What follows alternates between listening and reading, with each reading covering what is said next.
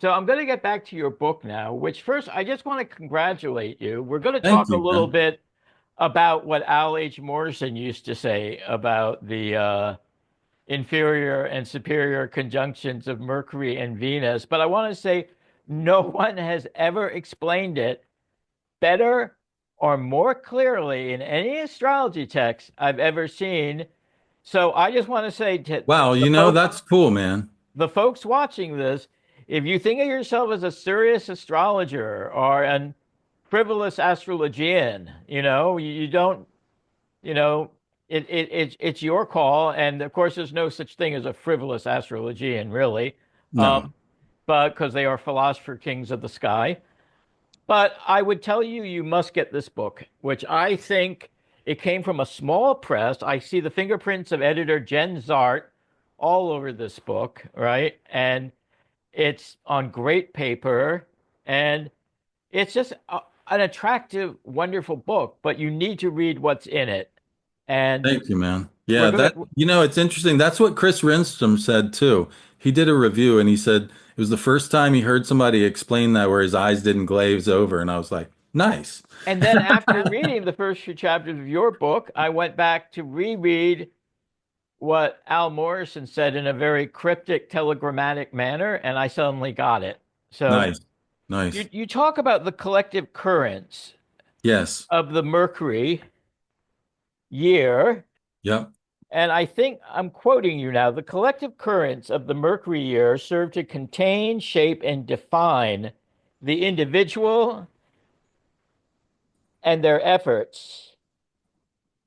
At the same time, the individual currents, I'm saying the individual currents of the Mercury year, maybe I should read from the actual text, also informs and ultimately serves as a vehicle through which these collective tides may be expressed. Yeah. So So what you're the idea is that you were born at a single moment in time. So you have a birth chart and everybody knows their birth chart, that's in the astrology. And it's always, no matter what talk I give, the first question or one of the main questions I'll always hear, well, what does it have to do with my chart? Right. So it's all, yes, but time is not static. Time flows. And so there was what so that chart, that snapshot of time that you identify with, it came into being from somewhere and it continued to flow to another place. And so the Mercury retrogrades before and after your birth can be used as a kind of bookend, as a container within which this central moment can be framed. So we're opening up to it's kind of like secondary progressions where a day equals a year, right? There's a bigger time frame than this moment. And and so and because the year you were born, what's really interesting is the thing that you have in common, for instance, with all the people you graduated high school with, other than outer planet placements, the thing that you have in common with everyone you graduated high school with is that the Mercury retrogrades were happening in a particular element that year.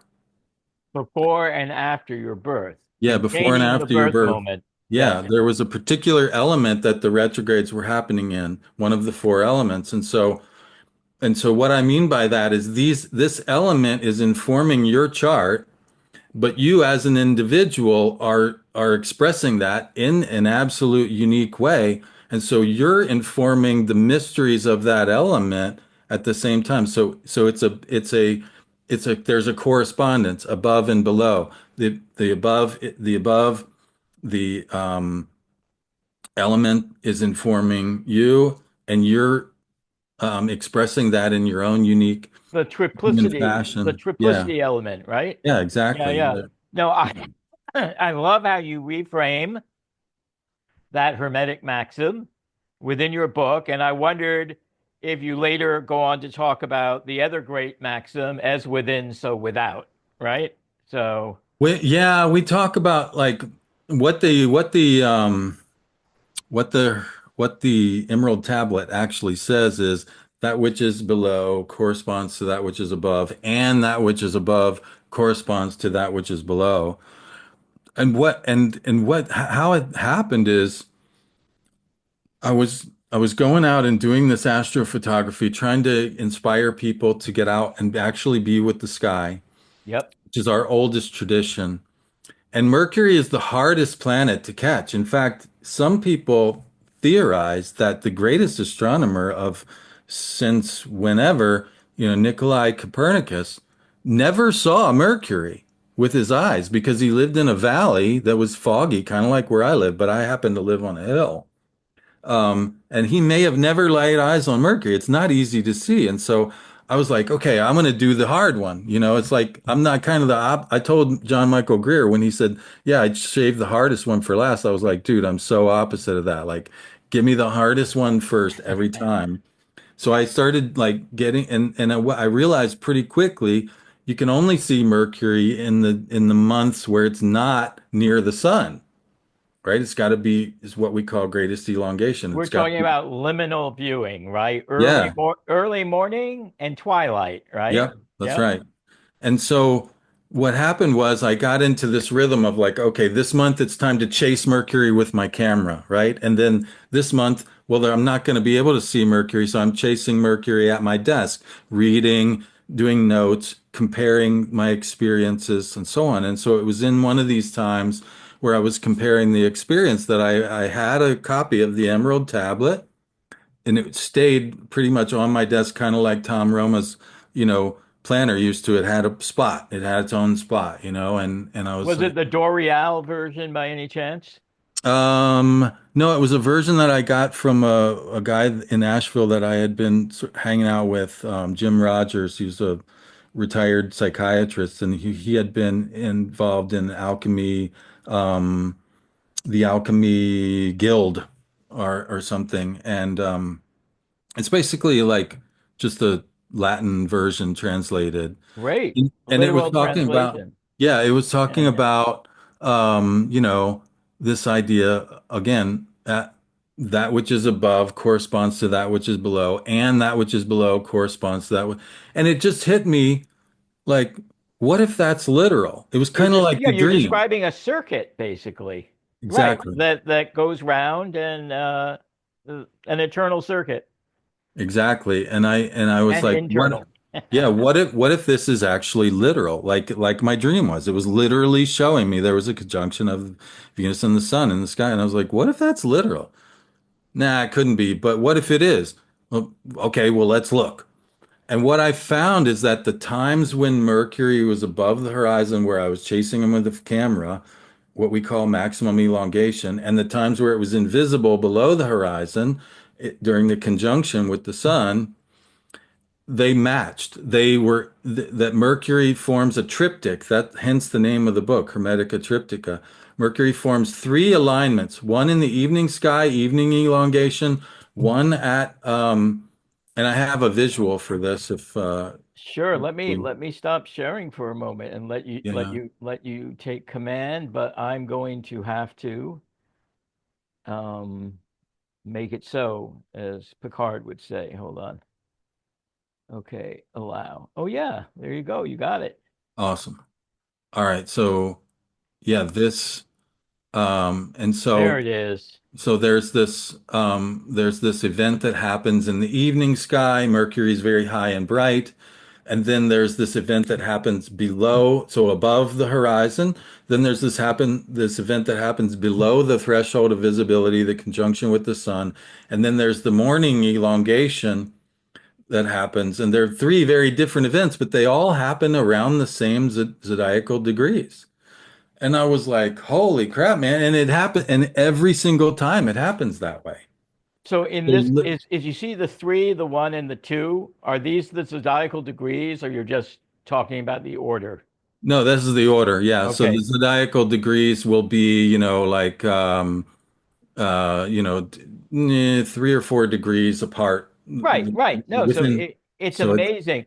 I want to tell you, for years and years, I tried to find some good information on greatest Eastern and Western elongation for Mercury and Venus because I knew it must mean something astrologically, and you can't find it. I would print it out. I would go to these like astronomer websites, and print out, the dates and the degrees, but no one seemed to have any idea what it might mean astrologically. So I just want to thank you Yeah, for man, you're putting this welcome. in this And book, I man. went and I got Jeff to include those in the Sky Engine. Sky Engine module, and I went and created an entire ephemeris, which is in the back of the book, and And that it's a was great its. ephemeris. It's easy to use. I used it within the first 5 minutes of looking at it, and Thanks, it man. goes up to 2050. Yeah. I hate it when ephemerides run out. Yeah, Uh, I wanted to make it where like at least I would not be around by the time it ran out anyway. oh, I think you'll be here still, but maybe. Well, we'll see. But I'll be too damn old to care anyways. Now, I want to reiterate in my own words what Gary was saying. You're documenting a collective expression and experience of Mercury that we're all having away from the cardinal axis and away from the transpersonal trio. So this is a useful and unexpected tool because Yeah. Imagine sometimes we're that. all There's a experiencing when Mercury conjoins Pluto, we're all experiencing it together, but yeah. this is mini generational, as you're saying. Yeah, there's a collective dimension of even of the personal planets, Yeah, and that was really eye-opening for me. And of course, we're influencing the collective as much as the collective is influencing us. exactly. It goes both ways, Exactly. as above, so below, as within, so without. And so yeah, that's the idea there. And it's been incredible. I did a series. Frank Clifford just got hold of the Mountain Yep. Astrologers. He's going to be putting that back out again. And I asked him, "Hey, man, are you going to keep the blogs?" Because I wrote a lot of blogs for TMA back. Tim used to do a trade with me where he'd say, "Gary, if you want to run your ad, write a couple blogs for me, and I'll run your ad." And so I had an ad in there for years because I would just write a couple blogs for Did it him. generate much business for you? Oh yeah, Good. definitely. It helped my podcast quite a bit. But so, I was looking on there and I wrote a series of back when the Mercury Elemental Year, so this triptych of alignments was happening in the air signs. I wrote about that with respect to the cryptocurrency thing that was happening in 2021, and how that was what was also going on when the year Bitcoin came into being. And then every 6.5 to 7 years, and then so Bitcoin came into being during a year where Mercury Elemental Year was in air. Go figure, right? And then 6.5, 7 years later, Ethereum gets born. And then 6.5, 7 years later, NFTs are booming. And I was like, I think there's a pattern here, and so it's And spell incredible. it out for me. What's the pattern in one sentence or less? The pattern is air years are a big deal for cryptocurrency, and so Mhm. it's like pretty easy to see, um, amongst other things, and you can see this like one of the most vivid examples of that phenomenon was like 2010 when we had like the Arab Spring. Yep. That guy set himself on fire. The one guy set himself on fire, which set a whole country on fire and then an entire region. He literally did that on the day when Mercury retrograde entered Sagittarius from Capricorn at the winter solstice point on the world axis. 29 Sagittarius, there was a conjunction of Mercury with the sun, Yep. and the guy set himself on fire and set the world on fire. So the element of fire was being expressed collectively, without a doubt. They literally had these things called days of rage where they would get pissed and demonstrate about this. It was so obvious. This is And a set and collective set and set fires and and that, yeah. yeah. And so that's when I really decided, okay, I have to get serious about this because Erin Sullivan had talked about this, but her book, Retrograde Planets, is about all the retrogrades. And so she just had a few pages Does about she them. touch on the stuff you're touching on, the elemental year or She the talked she loops? talked about the elements. She didn't talk about the above and the below, the hermetic parts. That was my contribution. But as I said, she didn't have room. Like she just had a few pages, and then she I had to think that cover. book is still in print, Oh right? yeah, it's a great book, and I'm really happy. Before we lost Aaron, I can't believe that I know. yet Yeah. another person. Before we lost Erin, I managed to get her a copy of the book, and she gave me her blessing and thought it was wonderful. And she was really happy that someone took that little bit that she had in there and And made a ran whole with other it. book out of it, Yeah, you know? yeah. Um, Norman Lear, the television writer who did All in the Family and Maude yeah. and Sanford and Son. The He did last Sanford and project Son he too. I did. did not know. Yep. Dude, I love Fred Sanford. He used to I crack me think he up, did. dude. Now you're Oh my making me doubt God. myself. I think he did. And so he ended up doing one more sitcom that's on Amazon, but his last project he wanted to do was called Guess Who Died? Oh Because geez. he'd reached the age where everyone would say, "Guess who died?" or "Did Yeah, you hear right. about?" Yeah. Oh my And God. we're slowly getting there now ourselves. I realize Right? it was realism, not comedy. Now, I want to stop for a moment and ask you. Venus has a greatest eastern elongation and western elongation. So, is there something similar going on with Venus in the sky? There is. With Or Venus, it's does a the little Venus bit. star have it covered? Or is there something different than the It's a Venus little star? bit different with Venus. Venus has points called the greatest brilliance, which is before, so it's before in the morning, greatest brilliance happens. So you have the inferior conjunction Yep. with the sun. 36 days later, we have greatest brilliance. And then 36 days later, we have greatest elongation.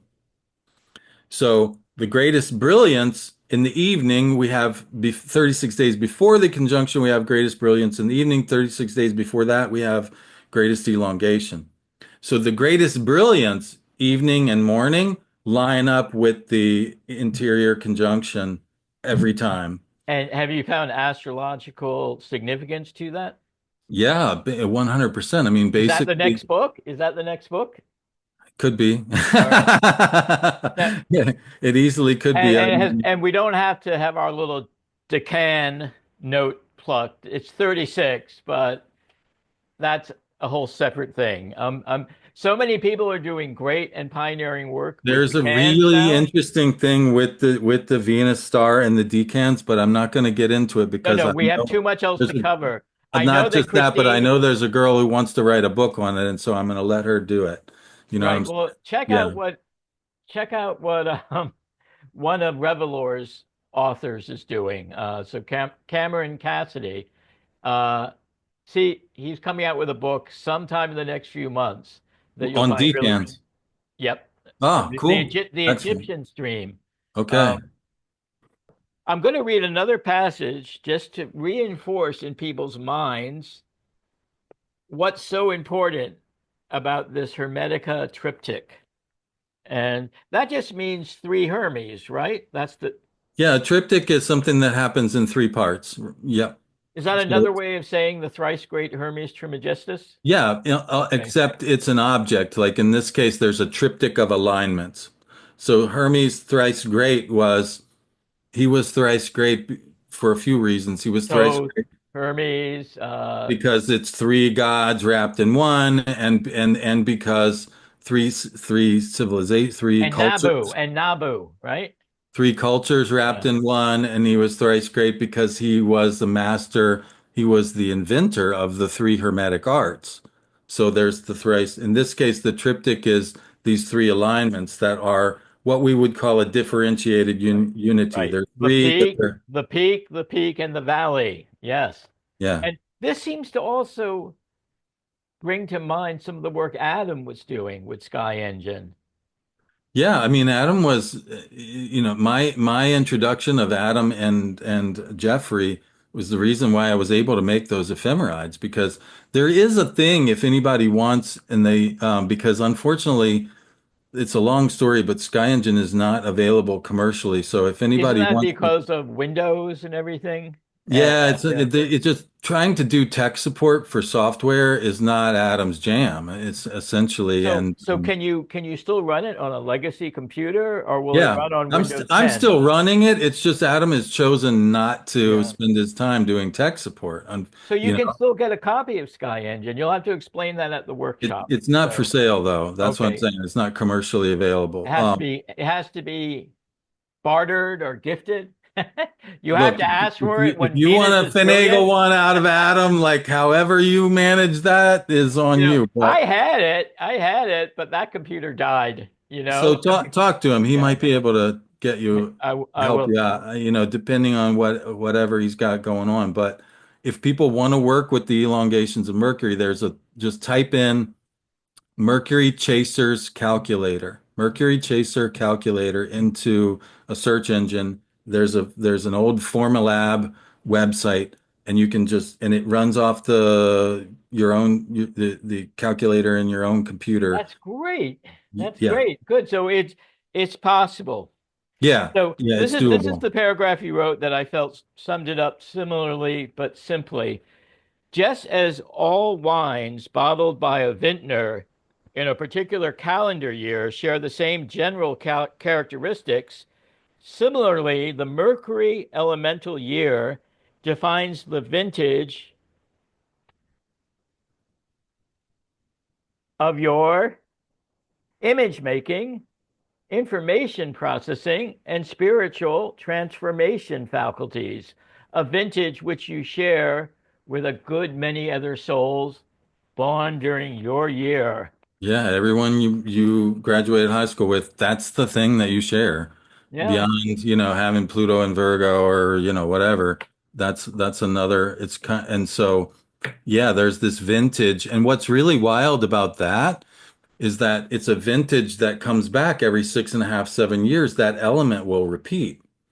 And then what happens is there's 12 of those 6.5, 7 year returns over the course of a lifetime.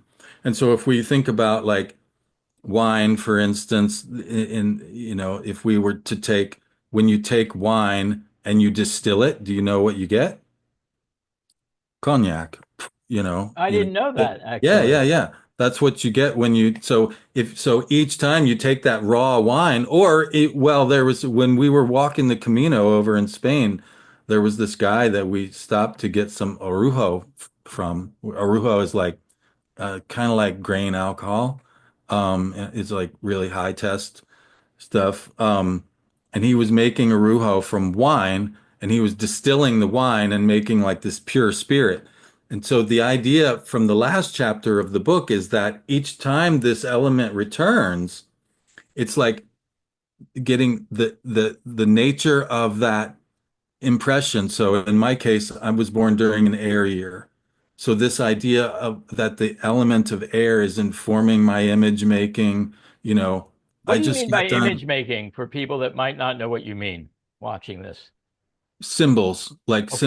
symbols are images of something, right? So like just this morning I was out looking at the Venus Saturn conjunction and I was like, oh my God, I got to make a symbol for what I saw. So I came in and I took the Venus glyph, and then and then in the middle I put the Aries glyph, and then below Saturn. So I made an image, a symbol of what I saw in the sky, right? And so image making is And would like that also include talismans, astrological 100%. talismans? They were called Okay. images. There's a book Yeah. called On Images, and what it means is this is a book of talisman making.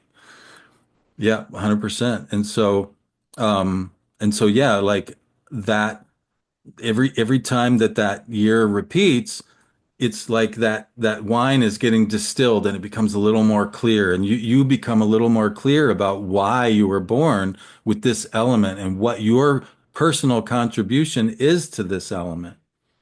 And it's wild that chapter actually, as far as the feedback that I've gotten from folks, um well, one person said that the introduction was the best damn introduction they've ever read, which I thought was pretty cool. So I've gotten feedbacks about but It's a very poetic introduction. thanks, man. Yeah, Yeah. I was very inspired, but that last part where it's basically what I did is I took these 12 returns and I made it into like a developmental. So, developmental psychology, like different parts of your life, you're a different person. You don't step into the same river twice. So each time we step into this elemental stream of, for me, it's air. For someone else, it might be water or fire or earth. But each time you step into that stream, you're a different person. And the stream is a different stream. And so you're refining your contribution to that consciousness of that element a little bit more. You're doing the alchemy of refining that, of distilling that down, making that liquor, making it from alcohol, from wine into cognac, and then eventually into like this arujo, this clear liquor of the soul, and I've described like what that might look like at each one of these returns, and people have, taken quotes and put on social media like what I said about that particular part of their life, and they're like, "Holy shit, this is exactly what I'm going through right now." And that, people, you know, before I wrote this book, I would I would have liked to have said that when I made that connection between the above and the below and the alignments, I was hoping that I could say that I was like channeling Hermes, right?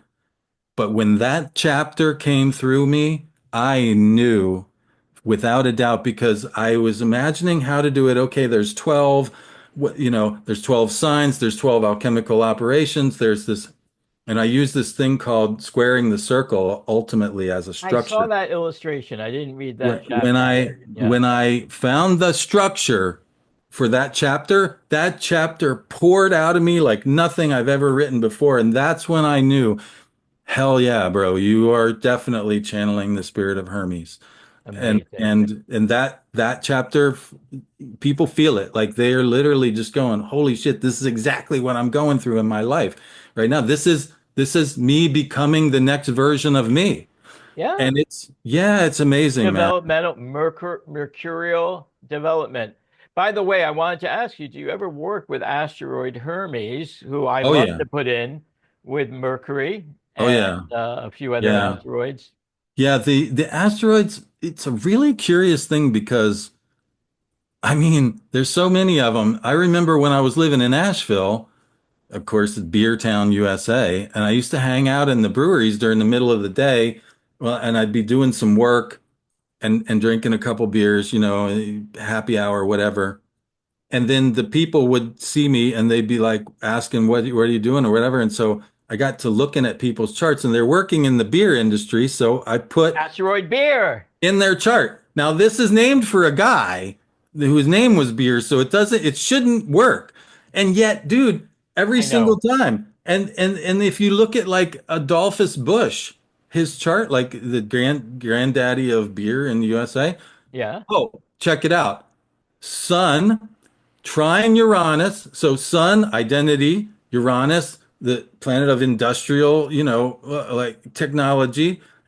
Grand trine, Sun, Uranus, beer. That's He who he put, was. and did he invent some breakthrough beer Well, brewing technology? It sounds like yeah, he would have. 100%. He That was the first like mass producer of lager in the US, Yeah, one of the first. asteroids are very malleable, It's yet incredible, man. concrete. Like you can use the same asteroid for Jim Morrison, asteroid Morrison, and Al H. Morrison, or the There's Morrison it was actually named for, the astronomer that, invented the field of astrobiology. So you have yeah. to work it though, and you have There's to suspend disbelief. It's true. it does 100%. There's a lot of, and Demetra has shown like there's sort of categories. Oh yeah, And so what I've done is like, for instance, when I do my magical elections every month, if I'm doing like a wealth election, I have like, abundantia. but you Yeah. 100% Felicitas. And oh my God, there's a Charles Jane hypothetical planet you might want to There's work with. there's I want a to encourage you to explore the work of Martha Lang Westcott yeah, that is not as widely known as it should be because she chose to publish her own books. And right.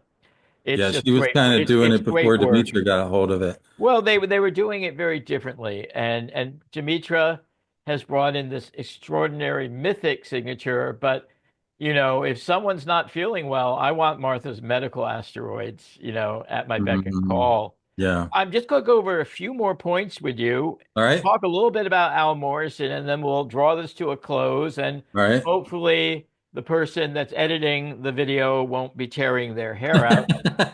I like how you ponder and delineate the house containing the prenatal inferior conjunction of Sun and Mercury as the house wherein the native will feel restless and instinctively drawn to unconventional expressions that run counter to established conditions and the status quo.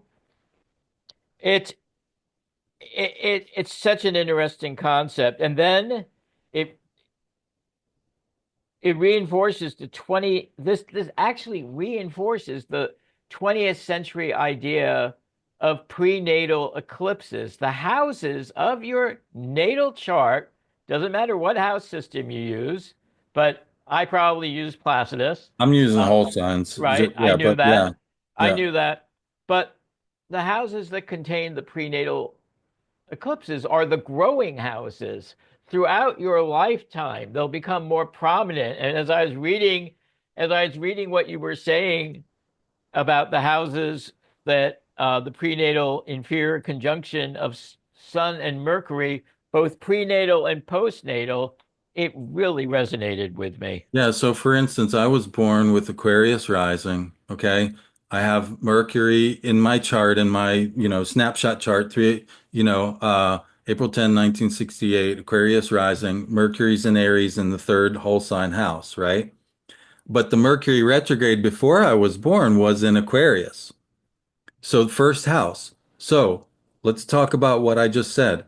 So you That have house, 159 as a signature, is what you're telling me? yep, one Yep. and five was the prenatal and the postnatal. So house You'll one. learn what that means, maybe. House Maybe. Are you house going to go into one. that at the workshop or no? We Probably could not. we would have to do another workshop for that one. Right. It's in the But book. It's okay.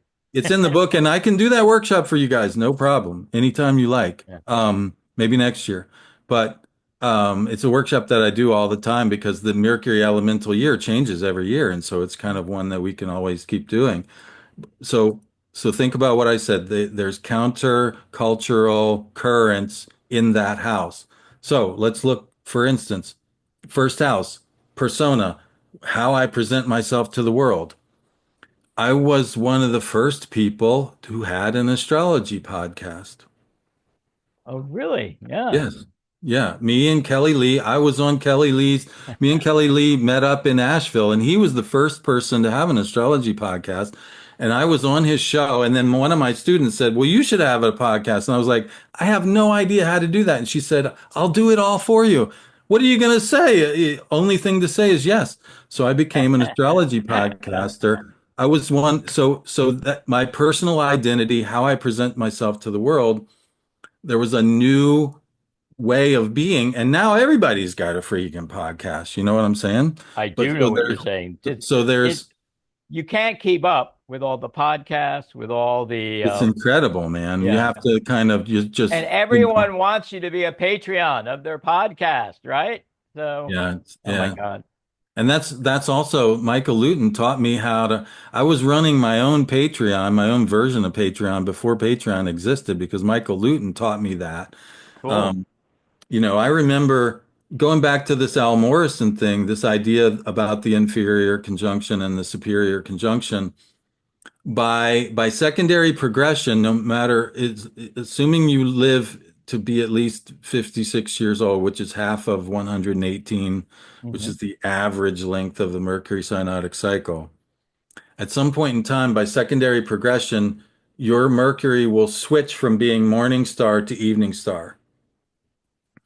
And I read somewhere that I'm trying to think of his name, the Mark Edmund Jones. Okay. He used to find when that date happened, and when he first met people, in order to get their attention, he would ask them the very first thing off the bat, what happened in your life at this time? because it's a crucial turning point. And I was talking about this in New York. Michael Luton invited me to come up, and at the time, I was a Venus guy. I told him I wanted to talk about Venus. He's like, "No, no, no. There's a few of the girls are going to be doing that one. You got to do something else." And so I knew that the Mercury synodic cycle was kind of like a mini version of the Venus cycle. It's because they're both inferior planets. So I was, okay, I'll do Mercury. So I was talking about this idea of the transition from morning to evening happening at some point in your life, and I saw his eyes get big, and he went and he got an ephemeris off his shelf, and he's a bit in the back of the room, and then his eyes got really big, and he's looking at me, and I'm like, did I say something wrong or right? I'm not. You never really know with Michael, and True. and I was like, okay, so afterwards, he's like, Gary, you're the first person to explain this event in my life that happened that's always been so profound that I've never had any astrology technique that honed in on why it was then until you today. You nailed something, and that's why Mark Edmund Jones used to, before he would do anything, because people, oh, astrology, their eyes would glaze over. But he would grab their attention with this technique, and then he would and so essentially, now think about this. What was he using? He was using the inferior conjunction after their birth. The postnatal inferior conjunction is when it changes from morning to evening. You see, that's what he was doing, and he was finding this by progression, and he was getting their attention so that then he could look at other stuff.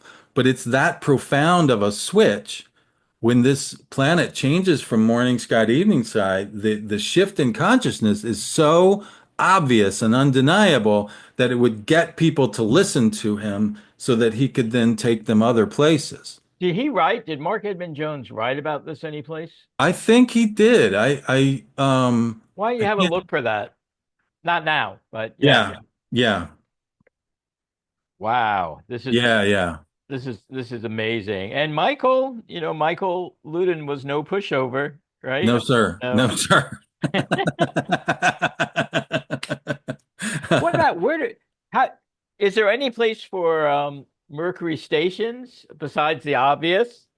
Have you Well, the stations, um, visually, when Mercury is stationing, that's when Mercury is appearing at the horizon. In fact, Mercury now this is wild. Do you know the myth, the Hermetic hymn of Hermes? Do you know what happens? is The that first is that when baby Hermes steals the cattle of the sun? the first day he's born, he jumps out of the cradle and steals his brother's cattle and does what? Walks them backwards. Well, guess what happens the first day Mercury rises into visibility? It's retrograde. It's walking backwards. Right. And then within a day or two of that, it stations direct, and that causes it to get higher and brighter very quickly. So the stations essentially with Mercury and only with Mercury mark the heliacal rise and set roughly within a couple days. And that's actually, I'm working on the second book of the Triptycha because Hermetica Triptycha not only points to this triptych of alignments that I go in the first, but it points to a series of three books that I'm writing. And I'm talking about in the second book, I'm talking about this event of heliacal rise, which, Robert Schmidt calls this phasis. Right, where you have that little green flash, right? And Yeah, there's this. process, and your life, when it happens in a certain way, your life is saturated by the symbolism of the planet you have in Think about process. this Like for a second. Demetra George has a Mercury faucet, Mercury right? is at Right, heliacal Kate, rising in right? Demetra Yep. George, and her life is saturated with what? Writing books and giving talks. And I lectures, mean, right? you Yeah, know what I'm saying? And so, but I think do. about that for a second. Think about what he's saying. Think about it. So in a given chart, Mercury's going to rule three houses basically, Well, actually Mercury's only two because his exaltation is in one of his signs of Right, domicile. But let's say Saturn, for instance, will rule three houses. It'll rule Capricorn, Aquarius, and Libra. Libra. Yeah, Okay. So Saturn's going to be really busy in those three houses, but he's saying when a planet's in phasis, it saturates the entire chart. with its significations. That's a really profound statement, man.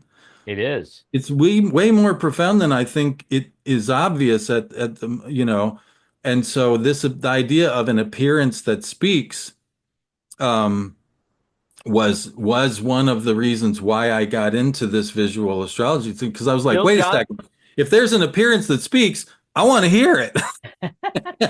You know Bill what? Bill Johnson wrote a very good article for an NCGR journal back in 2011, and I was going to have Schmidt write it, but he passed it on to Bill. And if you've never seen that article, I'll get it to you. Yeah, Bill was really, really deeply involved there for a And while. and Bill, I someone translated Babylos on Faces, but it's never turned up in Schmidt's writings. But there was a Mm, whole separate little essay I really want to check out.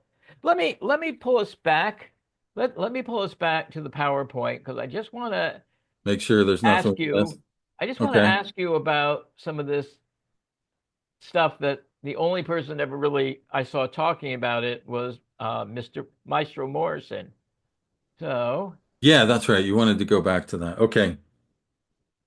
let me, and of course, this book, The Best of Al H. Morrison, Karen Christino assembled, and Al's papers, I think his grandnephew just delivered his papers to the California, not California, bad, Celestial Arts and Education Library.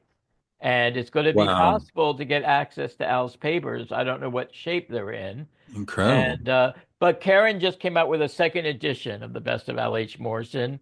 So, like your book, it's something people should Love that have. guy. Yeah, Right. So 100%. here I have some quotes of Al. In geocentric astrology, it is important to note whether the next coming conjunctions of Mercury and Venus are going to be inferior or superior. This makes a great difference in delineating the chart. So he's just talking about general chart delineation.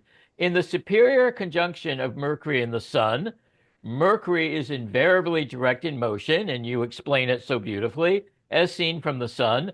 The native, however intelligent, seems to act spontaneously and without obvious appearances of consideration or any hesitation, such as decision making, often requires. The superior conjunction combust Mercury, serves more of a profiling modulation of the sun's thrust rather than a channel for the solar energy. Mm, that's really You have to wild. read that a few times to get it. And also, the inferior conjunction always finds Mercury retrograde in apparent motion. Its location between the sun and the earth tends to channel the thrust of the sun through the field of Mercury's influence. Thus, all the action normally attributed to the sun is compressed into the workings of the logic mill, our intellect. This gives a native much given to thinking about what is to be done, the how and why of what's to be done. This should not be confused with the effects noted in charts with very heavy third house emphasis, which may signify clerical and languages work. And then And there's so one he's more. literally talking about the information processing the your computer and like does it have a lot of RAM? Does it is it obvious that the computer is like looping? Like there's some people like Demetra, for instance. Demetra, when I first began talking to Demetra, I had to really catch myself because Demetra will pause, sometimes quite lengthy, before she responds. And I wasn't at first when I didn't know her that well. I wasn't sure if she heard me or something, and Did then she I not like realized, the question? Right. or Yeah. did she, yeah, or did I say something wrong, right? But I real like, so that she was literally processing what I was saying and what she wanted to say, and you could see it like there was this pause. So that's what A he's great saying, example. right? Now and why was it difficult for me? Because I'm born in the exact opposite. I'm born with Mercury going towards the superior conjunction, which means Mercury is moving really freaking fast. He's blazing along in direct motion, and I'm processing things a million miles a minute. Yeah, I'm one of those people where he was saying the first one. What was the one he said? He said something about somebody can be involved in decision making and there will be no outward appearance of it. No hesitation, No right? hesitation. Like that's No, me. Like I no can, outward consideration. like, yeah, somebody will ask me something and boom, I'll tell them the answer and you won't see, there will be no blip in it, but there was a lot going on there. You just didn't see it. Whereas with Demetra, who was born in the opposite part of the cycle, you can see it. Like she You can see literally the will wheels are pause, turning. The you wheels know? are turning in her head. She's And it's incredible because oftentimes what she comes back with is very profound, so that your wheels then begin to turn because of the depth of what she was able to deliver by pausing. Whereas for me, what I had to learn was to not just instantly spit back the very first thing that my computer spits out, but to actually follow her example and to let that processing complete itself and then sort through and decide, okay, what part of this do I really want to address? And that came only with age, Scott. yep. It only slowed down with age. With age comes wisdom. It's true, you I know? have Mercury in Aries, so I'm not sure it always comes with age. Yeah. I'm a blurter. Yes, Now, I'm still a blurter. Yeah, I'm still a blurter, but the blurting is more modulated now. Like I know there's some times where, and it's probably like some ADD, a little bit. well, that's a very interesting application because You does it know, seem like entire groups of people born in a year are more prone to ADHD than others? you Let me know. just finish with Al. So, Uh-huh. did you ever see Al's work on Mercury next ahead of the sun? Yes. Okay, so if natal Mercury is earlier in the zodiac than the natal sun is, the incoming information is hastily dumped into what may be called a memory bank.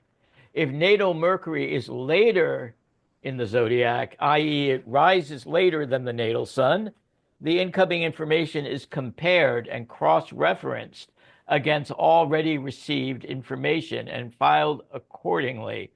In other words, what the person does with the information brought in by the senses is indicated by the position of Mercury relative to the sun. Yeah. Kaboom, right? Yeah, and it's really easy. Like this is very much in Hellenistic astrology, by the way. Like Dorotheus would talk about usually, for instance, they will talk about especially the superior planets in their morning sky phases are much more energetically Expressed. expressive Yeah. because it's like there's this instant, like what he's calling about a dump of, there's this instant expression. Whereas, and think about it, what are we doing in the morning? We're getting up, we're going about our day, like we have the whole day ahead of us and we're just doing. Whereas in the evening, what are we doing? We're sitting around talking with friends about what happened during our day. We're chewing the fat over what's already happened.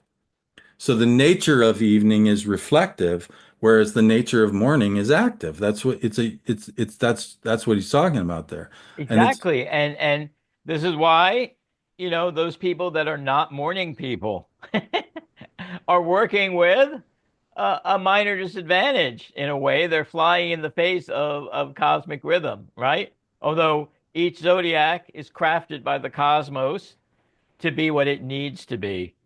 So, 100%. Yeah. Yeah. So so we got they, to So it's fascinating to me that the only place I've seen this work of yours foreshadowed is in some of the research that Al did. I'll just finish with this. He's talking about having a hasty Mercury. At Yeah. times, Mercury has an apparent motion of considerably more than 1 degree per day, And this, running by the faster way, than the is when sun. it is more towards the superior conjunction. Yes, when it will go 1 degree beyond the sun, right? Am I Yeah. getting that right? Yeah, that's Okay. right. I find people with this fast natal Mercury, this was what Al wrote, much less critical in their acceptance of views, opinions, rather than their own. They may disagree totally while still managing to understand how the other fellow came to whatever Now conclusion think has been about that for reached. a minute. Think about that for a minute. What is the position of Mercury relative to the Earth at superior conjunction? Is it farther away from the Earth or closer to the Earth? Oh, this is one of those questions. Superior means above. It means above. So it's Mercury's on the other side of the sun. So Right, it's there's farther. it's farther. There's a Yeah, distance. There's objectivity.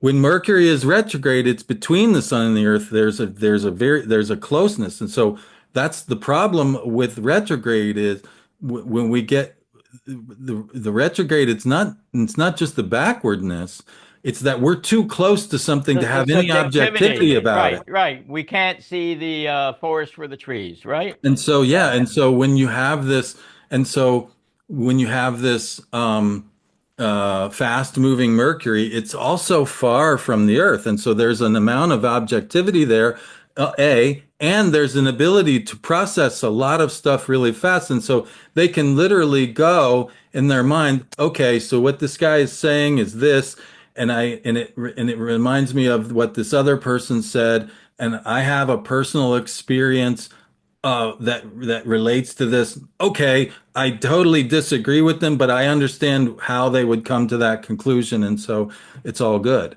Like that Right. can all literally happen relatively quickly. Yep, that's So anyway, there's a strong thrust toward finding the simple or simplistic basis for whatever opinion is pursued. I'm not even 100% sure what he meant there, but it's just interesting. I'm just, just to wrap up, you've really created a symbolically complex but user-friendly technique to re-envision the natal dynamics and implications of our Mercuries. And I just hope your book gets widely read over time and gets some attention.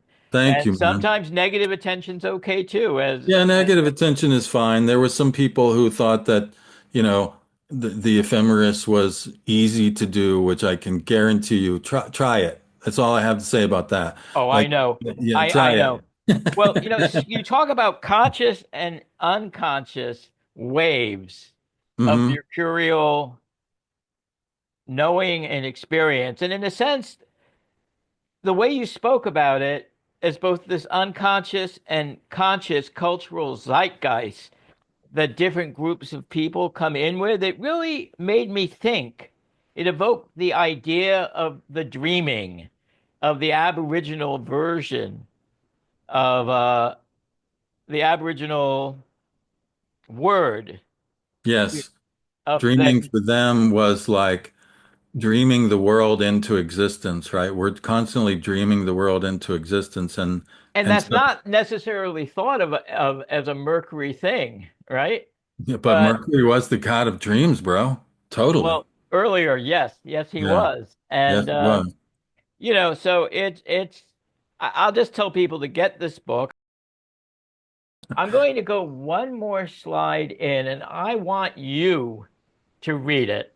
All right. Okay. This is the description you provided me with of what's going to be your talk in 2026 at Well, now they UAC. still have, I submitted 3 lectures and they Ah, still have to pick. So this they might okay. be one of them. Okay. But this is, This is a this talk is you'll the give somewhere to someone, and I want 100%. This is a talk yeah. that I'm going to give. And this is the last chapter that I was talking about where I became confident that yes, the spirit of Hermes is moving through me.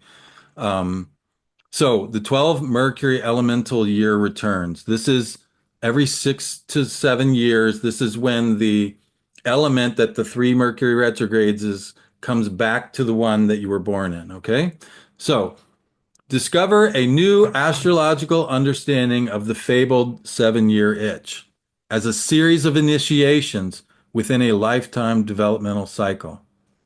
As the Mercury retrogrades complete a cycle through all four elements every 6 to 7 years, the natal elemental resonance is reactivated. In what becomes a series of perfections of the birth vintage, the Mercury retrogrades make a total of 12 returns to the element of the birth year over a 79-year period. Each of these perfections of the birth vintage serves to further clarify our collective mercurial mission and carries us through another wave in our evolution. Beautiful. So, well, I want to be informed when this lecture is being given. Right on. And yeah, it very well could happen at UAC. There's three of them. That would be, it would be great if I end up doing, but if not, we'll make sure it happens. And Jess, for those of you who have stayed with us, here's the information once again. I will be there for the first 2 hours. I have a scheduling conflict at 2 p.m., so I'll be watching the recording like many other people. And Gary, thank you so much Thank you, Scott. It's for wonderful to hang out, man. Yeah. yeah, it's really fun. And probably Thanks for more all the fun for us. pictures and all the yeah, like it feels like community, like what we're doing here, and that's awesome. That's one of the, and NCGR was my entry point into the community, by the way. I want to say that, like, the fact that they have local chapters for people to show up and meet folks like you and the folks that hold down these local chapters, I have tremendous respect for what they're doing. And so the fact that y'all have a chapter to be a member of is such an enormous blessing, and of course it's a wonderful blessing for me too. And so thank you very much for letting me share my stuff with your community, and thank you NCGR for holding space for these chapters for so many years now.